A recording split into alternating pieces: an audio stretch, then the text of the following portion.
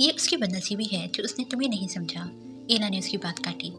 چلو میرے ساتھ اور ریلیکس ہو جاؤ۔ ایلا اس کا ہاتھ پکڑتے ہوئے اسے ڈرائنگ روم میں لائی اور اسے صوفے پر بٹھایا تھا۔ ماہی نے آنکھوں میں نمی کو زبردستی مسکراتے ہوئے صاف کیا تھا۔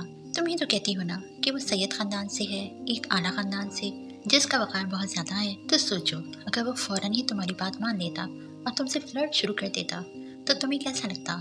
وہ ماہی کے گھٹنوں کے پاس بیٹھی پوچھ رہی تھی۔ ماہی نے چونک کر اسے دیکھا۔ بولو، کیا اچھا لگتا تمہیں؟ ایلا نے دوبارہ پوچھا۔ نہیں، ماہی نے نفی میں سر ہلایا۔ تو مس ماہی، خوش ہو جائیں آپ کہ آپ کا دل کسی سطحی مرد پر نہیں آیا جو عورت دیکھ کر ہی مر جاتا ہے، بلکہ شکر کرو کہ تمہاری پسند عام نہیں ہے۔ ایلا نے اس کا گال تھپتھپاتے ہوئے کہا تو ماہی ایک دم مسکرا دی۔ ایلا کی باتوں نے اسے پھر سے زندہ دل کر دیا تھا۔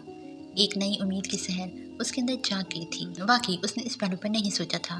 اب میں کافی بنا لوں؟ ایلا نے سوال کیا۔ میرے لیے بھی، ماہی مسکرا دی۔ اور ایلا نے دیکھا تھا اس کے مسکرانے پر جیسے سارے رنگ فضا میں بکھر گئے تھے۔ ایک مثبت امید انسان کو ایسے ہی تازہ دم کر دیتی ہے۔